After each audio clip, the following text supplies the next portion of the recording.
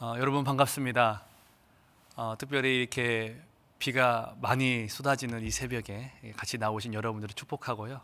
또 오늘 또 같은 마음으로 모니터 앞에서 예배 드리는 우리 모든 성도님들을 예수님의 이름으로 축원합니다. 오늘 여러분과 같이 나눌 이사야 말씀을 오늘 24장 계속 이제 나누고 있는데요. 여러분에게 좀 질문을 먼저 하면서 이렇게 오늘 설교를 시작할까 합니다. 혹시 여러분들이 좀 인상 깊게 봤던 영화의 이렇게 시작 장면이 있는 영화가 있으신가요? 제게는 그런 영화가 있습니다. 조금 오래된 영화이기도 한데요. 여러분 터미네이터라는 영화 아실 겁니다. 제가 그 중에서도 몇 편인지 잘 기억은 나지 않는데요. 그 영화의 시작이 어떻게 시작을 하냐면요. 인간의 많은 뼈들이 이렇게 널브러져 있습니다. 그런데 쇠붙이 로봇 기계가 그 뼈를 짓밟으면서 이렇게 시작하는 매우 오싹한 그런 오프닝 장면이 아직도 잊혀지지 않습니다. 제가 왜 설교 초반에 이 이야기를 하냐면요.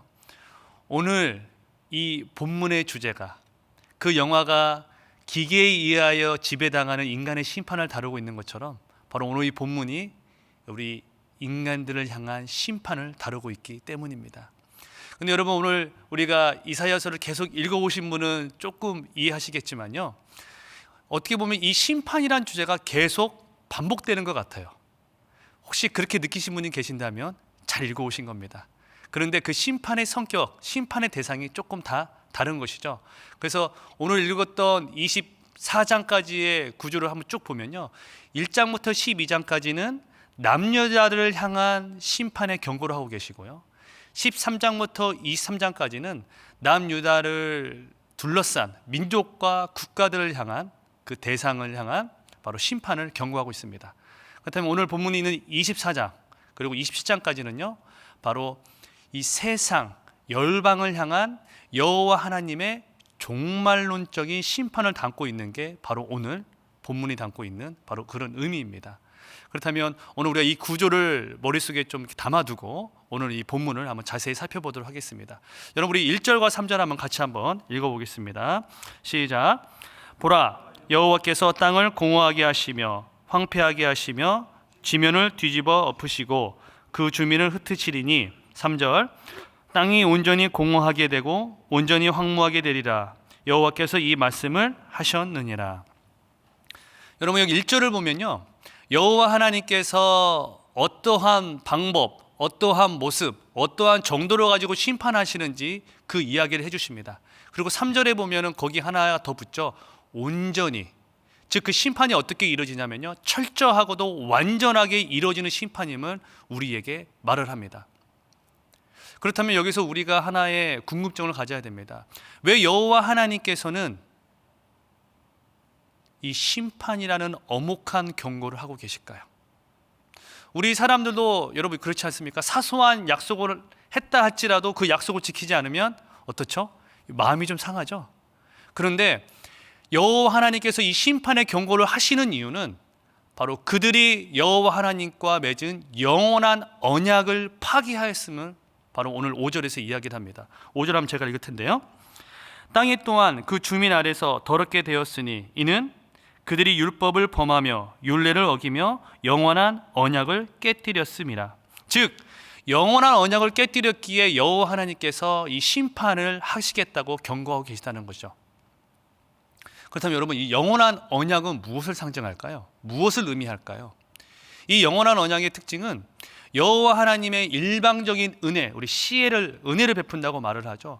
그 일방적인 은혜로 맺어진 언약이 바로 영원한 언약입니다. 그 대표적인 사랑과 언약은 누굴 여러분 떠올릴 수 있죠? 바로 아브라함입니다. 아브라함. 그래서 여러분 우리 창세기 17장 우리 7절과 9절을 한번 화면을 통해서 한번 보도록 하겠습니다. 우리 7절 한번 같이 읽을까요? 시작.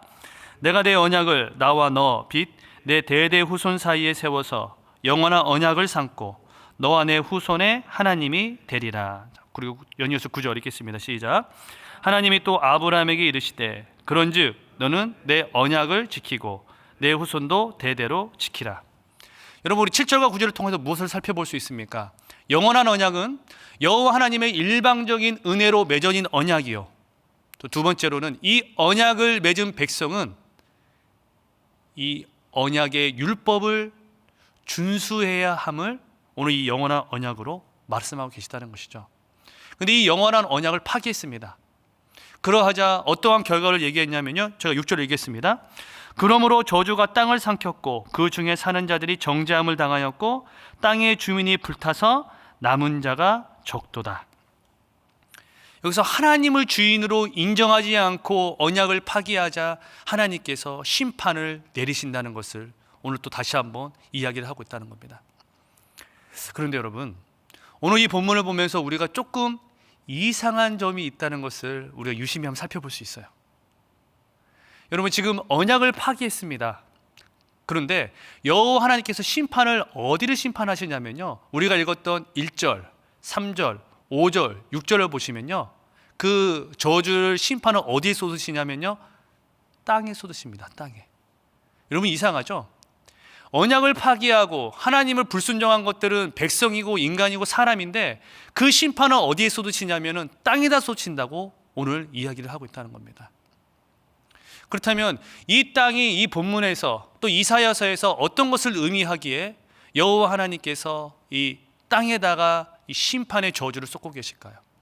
특별히 여러분, 우리가 이제 24장 내일도 이제 보시겠지만요, 24장에 보면 이 땅이라는 단어가 무려 16번이나 반복됩니다.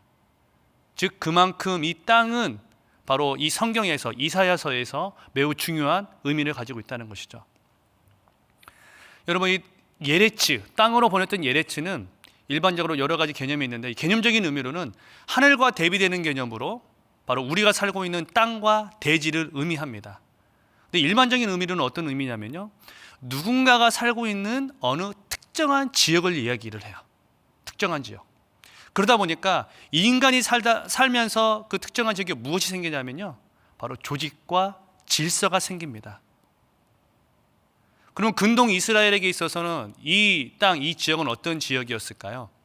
바로 지중해를 마주한, 우리가 흔히 비옥한 삼각지역, 삼각지대라고 표현을 하는 비옥한 그 지역이 바로 이 땅을 의미했습니다. 이 땅에는 어떤 나라들이 있었을까요? 메소포타미아, 블레셋, 아수르, 그리고 애굽. 즉 예루살렘의 시각으로 바라봤던 이 세계는 바로 애굽, 메소포타미아, 블레셋, 아수르가 지배하는 바로 그 땅이었다는 것이죠. 즉 여기서 심판을 내리는 땅은 어떤 것을 상징하냐면요, 바로 인간의 문명이 깃들여져 있는 이 세상을 의미한다는 겁니다. 그래서 여러분, 연이어 4절 한번 같이 한번 읽어보겠습니다. 4절 화면이 준비되어 있으면 한번 화면을 통해서 읽어보겠습니다. 시작. 땅이 슬퍼하고 쇠잔하며 세계가 쇠약하고 쇠잔하며 세상 백성 중에 높은 자가 쇠약하며. 자, 위의 4절은 한글 개역개정으로 우리가 번역된 성경인데요, 여기에 쓰인 원어를 한번 보면요, 이 예레치란 단어, 하아레츠가 쓰였는데 4절에 보면 이렇게 쓰입니다. 제가 읽겠습니다. 4절 밑에 부분은 땅이 슬퍼하고 쇠잔하며 세계가 쇠약하고 쇠잔하며. 땅, 그러니까 여기서는 세상 백성이라고 쓰여있지만요, 본문에는 땅의 백성 중에 높은 자가 쇠약하며. 즉 이 땅의 의미를 어떻게 번역하고 있다는 것이죠? 세상. 즉 심판을 쏟고 있는 이 땅은 인간이 살고 있는 세상이라는 것을 우리에게 말을 해주고 있다는 겁니다.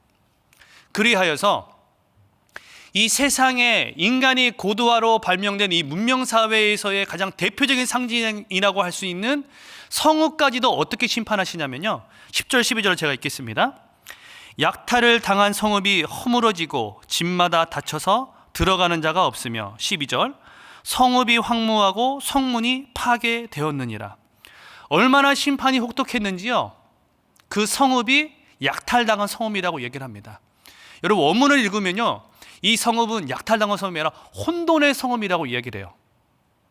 이 혼돈의 성읍은 창세기 1장에 나왔던 그 땅이 혼돈하였더라라고 동일한 단어를 씁니다. 여러분, 아까 우리가 땅에는 어떤 특징이 있다고 했죠? 조직과 질서라는 특징을 가지고 있다고 했죠. 근데 여호와 하나님께서 그 땅에 심판을 내리시자 어떤 일이 벌어집니까? 그 질서가 무질서로 변하고 그 조직이 혼돈의 질서로 변함으로 혼돈의 조직으로 변함으로 말미암아 그 세계가 온전히 파괴당할 것임을 오늘 엄중히 경고하고 있다는 것입니다. 여러분, 그런데 오늘 우리에게 본문해 주시는 이 심판의 경고는 비단 이사야 시대의 심판의 경고가 아닌 것 같아요. 저는 이 본문을 읽으면서 지금 이 시대에 우리에게 주시는 하나님의 말씀이다 라는 것들이 너무나 느껴지더라고요. 여러분, 지금 이 시대의 상황은 어떻습니까? 코로나 팬데믹으로 인해서 온 전 세계가 신음하고 있습니다. 또한 전 세계적으로 이상기후가 반발을 하고 있어요. 지금 이제 동아시아, 우리나라를 비롯해서 계속 폭우가 내리고 있지 않습니까? 근데 반면에 서유럽은 스페인을 비롯한 프랑스 그쪽 지역은요, 섭씨 30도였던 지역이 42도까지 지금 올라가는 폭염에 휩싸여 있다고 합니다. 또한 여기 반대에 있는 남미는 얼마나 건조했는지 조금만 잘못 건드리면 이렇게 산불이 일어날 정도로 그런 건조한 이상기후에 시달리고 있다는 것이죠. 여러분, 이 모든 것들이 어디서 기인한 것일까요? 저는 언약에 불순종한 우리 인간의 죄성에서 이 모든 것들이 기인한 것이 아닐까, 이런 생각을 해보게 되었습니다. 그렇다면 여호와 하나님께서 말 그대로, 이 심판의 말 그대로 왜 이 엄혹한 심판의 경고를 우리에게 하고 계실까요? 정말 땅에서 우리를 소위 쓸어버리기 위해서, 소멸시켜버리기 위해서 이런 심판을 하고 계실까요? 우리를 죽이시기 위해서요? 아닙니다. 우리를 살리시기 위해서 우리에게 이 심판의 경고를 하고 있다는 겁니다. 그래서 오늘 이 심판의 경고를 듣는 우리는 명심해야 될 게 있어요.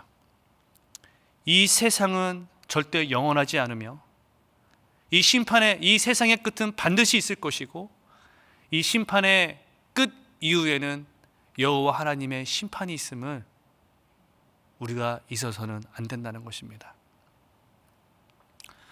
여러분, 로마 시대에 신처럼 군림했던 사람이 누구였죠? 로마 황제였죠. 그런데 로마 장군이 이 황제처럼 모든 영광을 차지할 수 있는 바로 그 한 날이 있었습니다. 그날은 어떤 날이었냐면요, 바로 전쟁에서 승리하고 들어오는 개선식, 개선 행진의 날이 그랬습니다. 그러면 이 로마 장군은 그날만큼은 제국의 관습에 따라서 네 마리의 백마가 이끄는 전차를 탄 다음에 로마 제국의 모든 친송과 영광을 얻게 되죠. 네, 그날만큼은 로마 황제에 부럽지 않은 모든 칭호와 영광을 다 얻게 됩니다.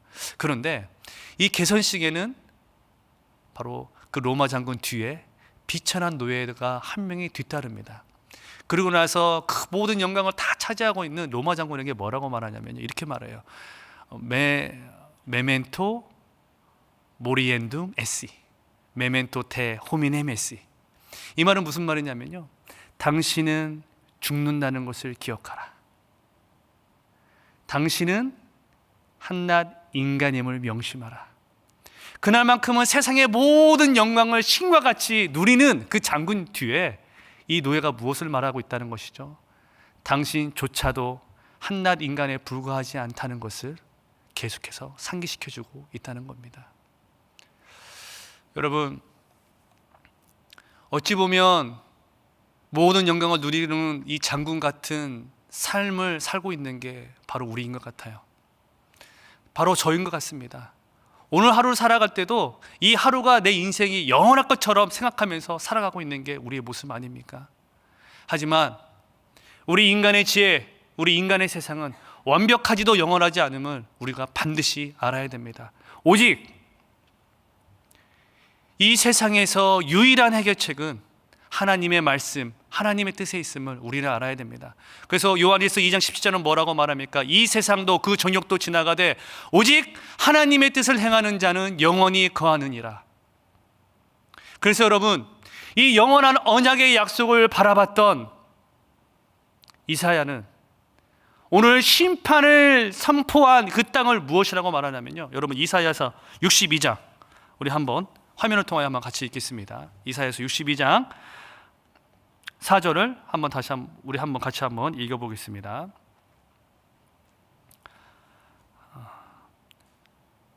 네, 같이 읽겠습니다. 시작.